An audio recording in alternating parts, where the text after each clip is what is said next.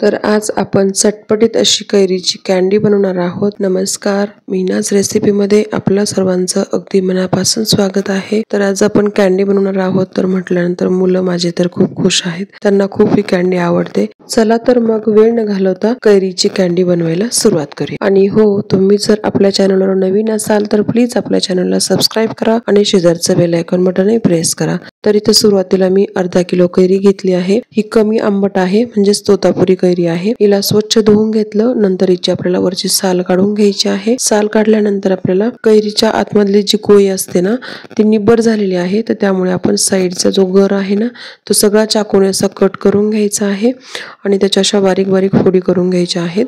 तर इथं मी सगळ्या कैरीच्या अशा इथं बारीक फोडी करून घेतलेल्या आहेत। रफली चॉप करायचं, असं काही नाही की एकदम बारीक करायचं। नंतर याला मिक्सरच्या भांड्यामधून आपल्याला बारीक करून घ्यायचं आहे। तर इथं बॅचेस मध्ये बारीक करून घ्यायचं आहे, कारण एकदाच सगळी कैरी एका भांड्यामध्ये बसत नाहीये।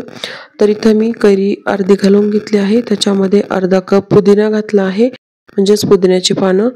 एक चांगली मूठ भरून असं पुदिना घ्यायचा, स्वच्छ धुवून त्याच्यामध्ये थोडंसं पाणी घालायचं आणि छान असं याला वाटून घ्यायचं आहे।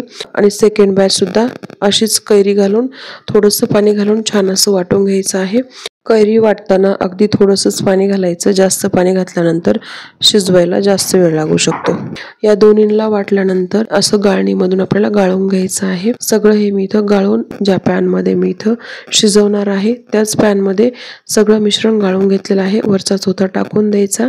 आता याच्यामध्ये अर्धा टीस्पून साधं मीठ घातलं आहे, अर्धा टीस्पून काळं मीठ घालायचं, पाव टीस्पून काळ्या मिऱ्याची पूड घातली, 1 टीस्पून भाजलेल्या जिऱ्याची पावडर घातली आहे, पाऊण कप आपल्याला इथं साखर घालून घ्यायची आहे। कैरी जास्त आंबट नसल्यामुळे जास्त साखर लागत नाही। तुम्ही जर कैरी आंबट घेतली तर थोडीशी साखर जास्त लागू शकते। छान असं मिक्स करून घेतलं, नंतर पॅन गॅसवरती ठेवून आपल्याला शिजवून घ्यायचं आहे। शिजवण्यासाठी जवळपास 12 ते 15 मिनिट लागतात। मी मीडियम टू हाय फ्लेमवरती याला छान असं शिजवून घेतलेलं आहे आणि पूर्णपणे असं शिजूसर म्हणजे घट्ट होईपर्यंत आपल्याला याला शिजवून घ्यायचं आहे। आता इथं मी थोडासा फूड कलर वापरला आहे, हा पूर्णपणे ऑप्शनल आहे, नाही वापरला तरी चालेल, पण मी इथं छान दिसावी कँडी म्हणून मी इथं थोडासा अगदी 1 चिमूटभर मी इथं ग्रीन कलर टाकलेला आहे। छान मिक्स करून घेतलं, मस्त असं याला शिजवून सुद्धा घेतलेलं आहे। पाहू शकता हे साईडनं असं पॅनला सोडायला लागलं आहे आणि एका जागेवरती छान असं जमा सुद्धा होत आहे। या पद्धतीचं किंवा या टेक्स्चरचं हे मिश्रण तयार झालं की आपल्याला गॅस बंद करायचा आहे आणि ह्याला सेट होण्यासाठी ठेवून द्यायचं आहे। तर ज्या प्लेटमध्ये सेट होण्यासाठी ठेवणार आहे मी, त्या प्लेटला थोडंसं तेल लावून घेतलं आहे आणि त्याच्यावरती हे मिश्रण सगळं टाकून घ्यायचं, व्यवस्थित असं स्प्रेड करून घ्यायचं आहे। जर तुमच्याकडे उन्हाची सोय नसेल ना, तर थोडंसं पातळच लेअर याची करायची। आता इथं मी याला गॅलरीमध्ये याला उन्हामध्ये वाळत घालणार आहे, म्हणून थोडीशी जाड लेअर ठेवलेली आहे मी याची। तुमच्याकडे उन्हाची सोय नसेल तर याला याच्यात 2 लेअर किंवा 2 प्लेटमध्ये याला सेट होण्यासाठी ठेवू शकता फॅनच्या हवेखाली। एक 2 ते 3 दिवस याला सुकवून घ्यायचं आहे। तर याला मी इथं 3 दिवस उन्हामध्ये छान असं सुकवून घेतलं आहे।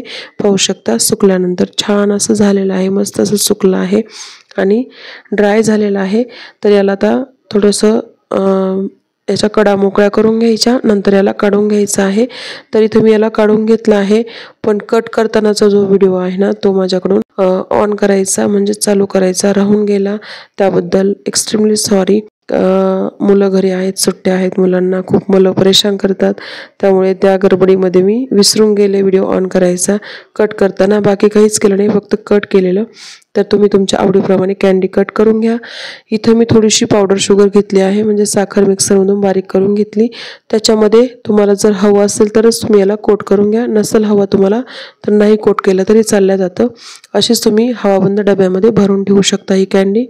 इथं मी काही कँडीला पावडर शुगरनी कोट करून घेतलं आहे आणि काहींना असंच ठेवलं आहे। तुमच्या चॉईस आहे, तुम्हाला कसं आवडतं त्या पद्धतीने। छान अशी ही कँडी 1 2 ते 3 महिने हिला काहीच प्रॉब्लेम येत नाही बाहेर, आणि फ्रीजमध्ये ठेवल्यानंतर 6 महिने काहीच प्रॉब्लेम येत नाही।